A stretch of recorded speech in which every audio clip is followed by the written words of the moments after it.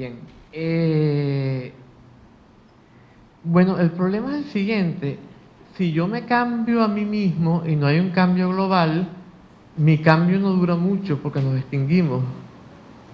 Entonces ahí tenemos una paradoja y no lo podemos evitarla, no podemos pensar yo solo me voy a cambiar a mí mismo sin el cambio global y me voy a resignar a que mi cambio no tenga sentido porque ya me acabé dentro de un momentico. Entonces ahí hay una paradoja, o sea, si yo aspiro al cambio mío, por ejemplo en el Mahayana se habla del ideal del Bodhisattva, yo no aspiro solamente a mi liberación, sino a la liberación de todos los seres. Yo tengo que tener el bodhicitta, yo no puedo tener solamente la aspiración egoísta a salvarme yo y après-moi le déluge, ¿no? Que se le atribuye a Madame de Pompadour, se le atribuye a Henry, a Henry XIV, bueno, etcétera, ¿no? Necesariamente, si uno tiene esa motivación propia del Mahayana, pues la motivación implica querer el bien de todos, y querer el bien de todos solo puede implicar el cambio colectivo, porque de otra manera ahora estamos en un momento en el cual o logramos el bien de todos o no logramos el de ninguno, porque es tan evidente que estamos interconectados, porque si todo sigue como va, se extingue todo. Entonces, ¿cómo podemos tener el ideal del Bodhisattva y lograr la liberación que depende de ese ideal del Bodhisattva sin aspirar a que haya una transformación en el todo? Ahí hay otra paradoja también. Si hay una paradoja en la que tú observaste y comentaste ahorita, hay otra paradoja también en esa posición. Entonces, es evidente que los pesimistas tienen una fe ciega en que las cosas no cambian, pero que la esperanza de cambio es tan errónea como la desesperanza. En eso sí estamos de acuerdo, ahí por supuesto. Hay que ir más allá de la esperanza y el miedo, esa es la enseñanza esencial del budismo. Pero ir más allá de la esperanza y el miedo no implica dejar de actuar. Y actuar implica actuar por el cambio precisamente en la colectividad, que es la condición de posibilidad del cambio individual en cada uno de nosotros. Entonces yo veo que no hay esa contradicción, yo veo que una cosa va con la otra y una cosa implica la otra. Mi observación, tal vez epistémica, es que el trabajo por el cambio colectivo no debe ser pensada como un cambio de masas, como un todo cerrado, sino que es un cambio en lo colectivo que hace cadena interdependiente, ¿ya? Pero que no se cierra como una totalidad de masas, porque ahí es donde vienen los absolutismos, la imposición a todos de algo que cree que es verdadero, bueno y virtuoso, y termina siendo lo contrario. A eso me refería. Obviamente estoy de acuerdo con el ideal del Bodhisattva. El Bodhisattva sabe a su vez que los seres siempre se autocondenan eternamente por la ignorancia, ¿no? O sea, por el no reconocimiento de ese estado de comunión, como tú lo has llamado. Yo no estoy negando, no se trata de la ideal hinayana de que me salvo solito, sino que efectivamente, incluso el perfeccionamiento de la conciencia que despierta pasa por la ayuda compasiva, por decirlo así, de los otros. Eso lo perfecciona al Bodhisattva, y eso es básicamente hinayana. Lo que yo refuto es que se pueda pensar que ese cambio es un cambio en términos masivos, es decir, un colectivo que pierde de vista la singularidad concreta de la ayuda que se hace al otro. No sé si me explico. Porque los grandes utopistas o idealistas del cambio social no ven la singularidad, ven al colectivo como una sola cosa, que muy bien ya lo denunció Freud en Psicología de las Masas y Análisis del Yo. Es a eso que yo hago la observación. En todo caso, hay una pregunta acá. Sí, de todas maneras, antes yo quería responder a esto porque sucede que justamente la idea es que lo que se está planteando acá es que sin el cambio individual no puede haber cambio colectivo. Pero si el cambio se limita a 3 o 4 individuos, aunque yo tenga, digamos, la aspiración a ayudar a todos los seres, solo se logra el cambio en 3 o 4 individuos, se acaba el mundo. Y entonces, si se acaba el mundo, ¿qué pasa? Bueno, en el fondo no importa. Yo sé que puede parecer salvaje esta idea, en el fondo no importa. ¿Por qué? Porque en el fondo nada importa. Y si nosotros creemos que algo importa, lo que estamos es, ¿cómo se llama?, reforzando el error, que viene en darle importancia absoluta a lo que no tiene importancia absoluta. Pero por otra parte, si se acaba el mundo, o sea, todos jugamos a algo, todos jugamos a lo bueno, digamos. O sea, la idea es jugar, como jugamos a la iluminación nuestra, a la iluminación de los que podemos ayudar. La aspiración es también que esto permanezca en el tiempo, no que podamos ayudar a la gente por un momentito y se acabe el mundo y venga un desastre espantoso. Entonces, no estamos pensando que le vamos a imponer el cambio obligatoriamente a la totalidad de la humanidad, pero sí hay que pensar de alguna manera que si este cambio no se da en un nivel suficientemente amplio, pues entonces no va a tener sentido el cambio porque nos vamos a extinguir. Por lo tanto, la aspiración es que este cambio sea contagioso, un poco en el estilo de las ratas, a lo que nos referimos, lo de la rata de Indonesia. No quiere decir que vamos a plantear hacer un ejército en el cual vamos a lanzarle bombas atómicas a los que no quieren cambiar, o ni siquiera a darles con la espada a los que no quieren cambiar, o que vamos entonces a crear un nuevo Estado. Todo lo contrario, lo que estamos planteando es la disolución del Estado, la disolución de los mecanismos de poder de todos los tipos, tanto dentro como fuera del individuo. Ahora, no es que el individuo va a imponer la cesación de los mecanismos de poder fuera de él, sino que eliminándolos dentro de sí, si eso pasa en un número suficiente de gente, automáticamente van a darse en el nivel de la sociedad. Pero también que si eso no sucede, se va a acabar la vida en este planeta. Entonces ahí está la esencia de la paradoja. Y es por eso que yo hablo de las dos transformaciones al mismo tiempo, sin necesidad de que se va a imponer esto unos a los otros, etcétera, etcétera. Por ahí va el planteamiento. Usted hablaba un poco sobre, para liberarnos de la alienación, hay que hacerlo a través del pensamiento. Pero Ya, ¿puedes hablar un poquito más? Ya, más alto. Para liberarnos de la alienación, hay que hacerlo a través del pensamiento, pero el pensamiento está estructurado en el lenguaje y tendremos que evitar estar condicionados por el lenguaje. Usted hablaba un poco de que no todos nuestros pensamientos se estructuran en el lenguaje. ¿Cuáles son estos pensamientos que no son estructurados en el lenguaje? Fíjate, por ejemplo, o sea, todos tienen su origen de alguna manera sí en el lenguaje, ¿sí? O sea, si a ti no te han dicho, por ejemplo, que aquello es una puerta, ¿verdad? Tú no te va a ocurrir salir por ahí. O sea, si tú no has entendido lo que es puerta, no estoy hablando de la palabra, sino la comprensión de que hay unas cosas que se mueven, se abren y tú sales por allí. Cuando tú ves esa puerta, tú no entiendes que eso es una puerta. Tú tienes que haber aprendido que hacer una puerta y lo aprendes relacionando la palabra puerta con el concepto de puerta, con la comprensión de lo que es una puerta. Ahora, cuando tú ves esa puerta y vas a salir, tú no piensas, ahí está la puerta, yo quiero salir, en términos de palabras, sino que tú sabes que esa es una puerta y vas y sales. Entonces, de la misma manera, cuando yo te veo a ti bien, te miro con una mirada de que te admiro, o te miro con una mirada de que repruebo de ti, tú sientes algo automáticamente. Tú no piensas, ay, me está reprobando y qué desagradable y qué malo es, sino que tú sientes algo que no está expresado en términos de palabras. Ahora, evidentemente, para que eso pueda darse, tú tuviste que haber aprendido a través de las palabras. Es un poco a eso a lo que me estoy refiriendo. Entonces, son dos tipos de pensamientos. En el fondo, en el budismo se habla de tres tipos de pensamientos. Los pensamientos burdos, que son los que más o menos corresponden a los que Renato Descartes llamó discursivos, que son los que se expresan en términos de palabras, que tú piensas, puesto que mañana yo tengo que levantarme temprano, mejor yo me acuesto temprano hoy. Ahí tú piensas en términos de palabras. Pero hay otro tipo de pensamiento que son los sutiles, en los cuales cuando tú ves la puerta tú sabes que es una puerta. Cuando tú ves a Carlos allá tú sabes que es Carlos. No tienes que decir, aquel es Carlos Tutibén. Si para todo lo que fuéramos a hacer tuviéramos que pensar en esos términos, estaríamos privados, no podríamos reaccionar ante las situaciones. No habría, por ejemplo, los pilotos de Fórmula 1 de hoy en día no existirían. Porque si ellos pensaran así ya se habrían matado lo que arrancaron, ¿verdad? Y de la misma manera hay un tipo de pensamientos que se llaman los super sutiles. ¿Cuál es el pensamiento super sutil?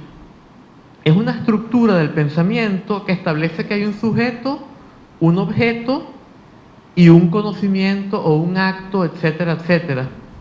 Entonces, ese pensamiento todavía es más sutil que los otros, que los que ya dijimos. No están estructurados en términos de palabras, en términos de lenguaje. Entonces, si en tanto que cualquiera de esos pensamientos nos esté condicionando, estamos alienados. ¿Por qué? Porque el más sutil de todos es la dualidad sujeto-objeto, en lo que yo acabo de explicar. Alguien que experimenta, algo que es experimentado y una experiencia. Alguien que actúa, algo sobre lo cual actuamos y un acto. Entonces, en tanto que esto exista, está la alienación del sujeto con respecto al objeto. ¿Quedó más o menos claro?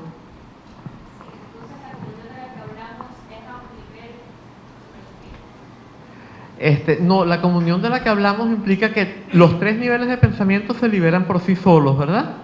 Ahora, cuando yo me establezco en ese estado, que ya estoy establecido en él, entonces yo puedo tener pensamientos discursivos y pensamientos intuitivos, incluso pensamientos súper sutiles sin que me condicionen y me hagan experimentar en esos términos, sin que yo esté totalmente condicionado por esos pensamientos.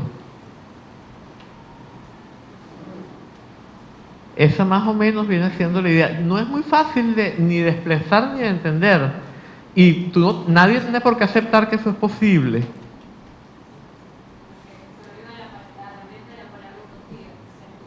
Sí, por eso digo justamente, fíjate lo que yo estoy diciendo, nadie tiene que aceptar que eso es posible.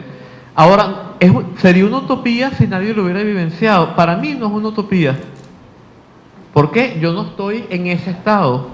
Pero yo pasé, eso no lo he dicho aquí, yo pasé años metido de periodos de 3 meses en 3 meses en 3 meses en cabañitas y en cuevas de los Himalayas dedicado totalmente a meditar, liberando esos pensamientos. Y entonces a mí me consta en mi experiencia de que eso es posible, me consta que eso es posible. Ahora, tú no tienes que creerme. Ahora, para mí entonces no puede ser una utopía, porque es una vivencia.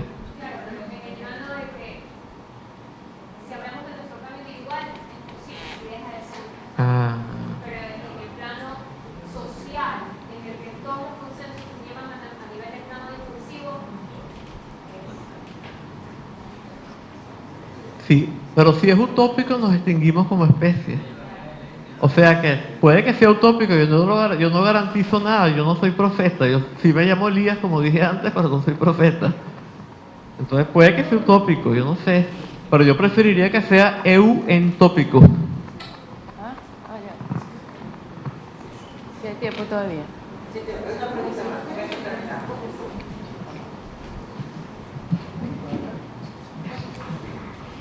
Elías, no sé ni siquiera cómo, he escrito 1,5 páginas tratando de formular la pregunta y todavía no sé exactamente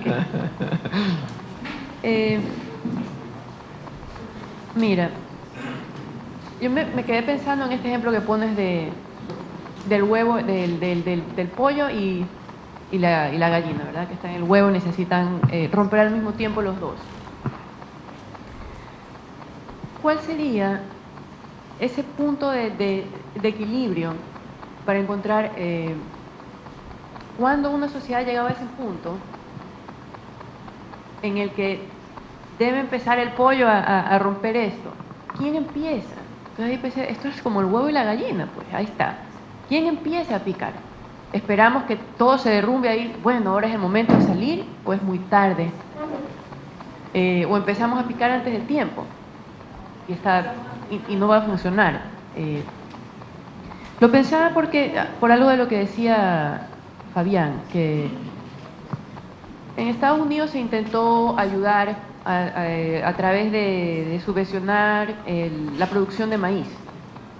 ¿Y qué pasó? Los que aprovecharon esto son más industriales, que usaron el maíz para producir azúcar más barato, un sirope baratísimo, que es pésimo para la salud. Y no pueden hacer nada, porque si quitan esa subvención van a decir, no, esto es un desastre, tenemos que sobrevivir los agricultores de algún modo. Entonces, ya no es el problema económico, ni de la subvención, sino en dónde está realmente el problema. ¿Por qué si se intenta algo, eso va a terminar fracasando de algún modo? Y yo no sé si decir es la sociedad, es la gente, es la pulsión destructiva, no lo sé. O sea, ¿cómo sabemos cuándo ha llegado ese momento de empezar a... Ok, ¿hasta ahí? Sí, porque sí. Ok, mira, yo digo que solamente alguien que tuviera una mente como la que el cristianismo le atribuye a Dios podría responder esa pregunta. Pero yo pienso que si se va a dar el cambio espontáneo que determinaría la supervivencia de la especie y la euentropía, en ese caso pasará espontáneamente en el momento correcto y sin que podamos determinar cuál es el momento correcto. Y puede que haya gente que empiece a picar primero y puede que haya gente que empiece a picar duro, que sería un poco el error que planteaba nuestro compañero lacaniano por allá. Y hay gente que empieza a picar demasiado tarde y a lo mejor se extingue porque no picó a tiempo.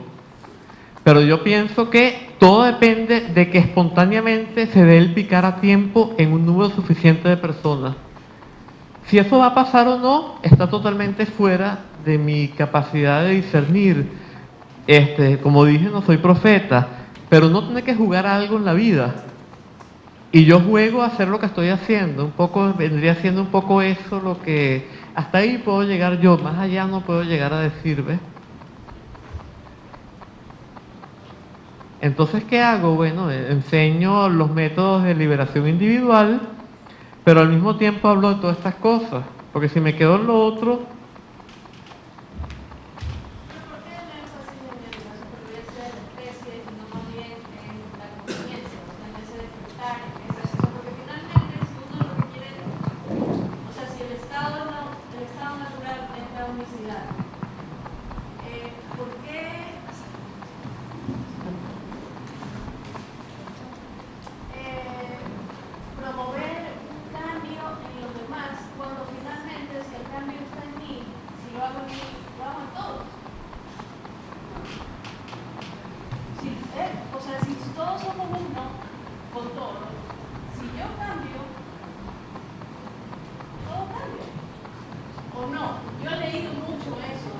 Mira, fíjate tú que ha habido, por ejemplo, hay un dicho de un maestro zen que se llama Juan Po, quien dijo, hazlo por ti mismo, hazlo por ti mismo. Bueno, espérate, vamos bien con otra cosa. Ahí no me aplica tan bien como yo pensaba. Ha habido mucha gente, supuestamente, si creemos que eso es así, ha habido muchos Budas a través de la existencia de la humanidad. Y sin embargo, en el momento que ha habido un Buda, ha seguido habiendo la mayor parte de la gente que está en el error. Entonces, el hecho de que aparezca un Buda no implica que automáticamente todos los demás se van a liberar del error. Y si la mayor parte de la gente no se libera del error, la humanidad se extingue.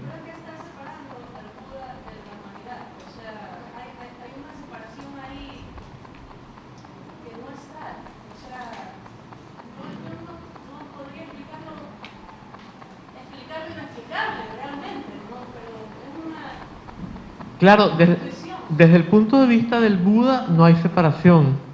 De hecho, se dice que el Buda no percibe seres. Pero,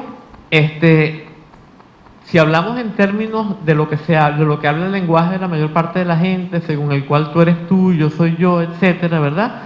Aunque ese Buda se ilumine, si los demás no se iluminan en ese nivel relativo, se acaba el mundo y se acaba ese Buda. ¿Me explico? O sea, en otras palabras, seguimos teniendo un nivel de error, por más que estemos en el sendero de realización.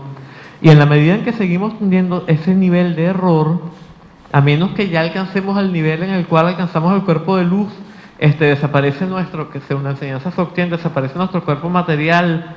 En tanto que no suceda esto, seguimos dependiendo del mundo que la gente que no está iluminada llama externo.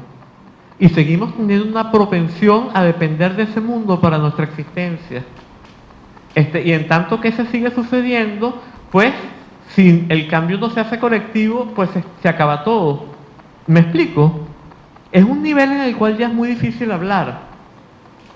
Pero ¿Entendiste? O sea, ¿logré explicar un poquito lo que quiero decir o te parece que no?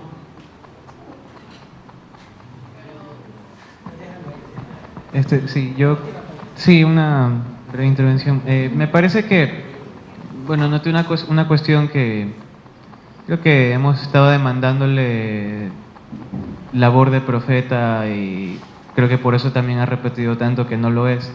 Me parece que en general, las intervenciones que han habido, la mía también se incluye ahí, tienen bastante en claro la cuestión que usted propone desde el ámbito individual.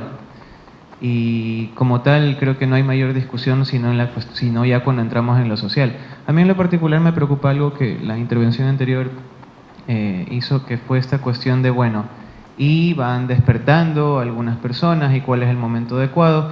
Y me remitió a una cuestión muy terrenal tal vez, una cuestión que se trabaja en la película Matrix.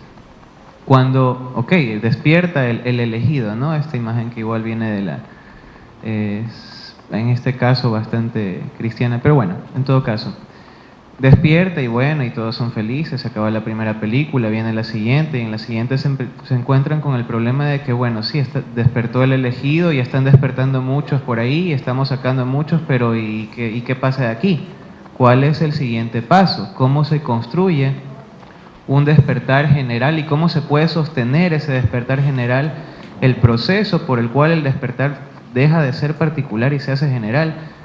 No puede surgir desde la decisión de las personas, ¿no? Pasa lo que se postulaba por allá, que es necesario un acto de violencia. Yo pienso que el acto de violencia puede no suceder siquiera directamente desde el ser humano, desde los seres humanos, sino que el acto de violencia puede ser también esgrimido por la naturaleza propiamente. Es decir, lo que usted plantea como esto del fin del mundo, más bien a mí me parece, pienso yo, que la esperanza más factible no es pensar que podemos cambiar para evitar el fin del mundo, sino que ese fin del mundo sobrevivan unos cuantos para que no sea el fin del mundo, y entonces poder implantar lo que usted está proponiendo, que como digo nos parece maravilloso, pero en realidad es una diferencia en la cuestión de la fe, porque a la larga es una cuestión de fe, tanto lo que yo estoy diciendo como lo que usted está planteando, ¿no? Sin embargo, yo no estoy en desacuerdo con esto. Esto es justamente lo que yo estoy planteando. Porque recordemos que yo dije que una buena parte de lo que yo creía que una buena parte de la humanidad iba a desaparecer. Entonces estamos hablando justamente de lo mismo, pienso yo.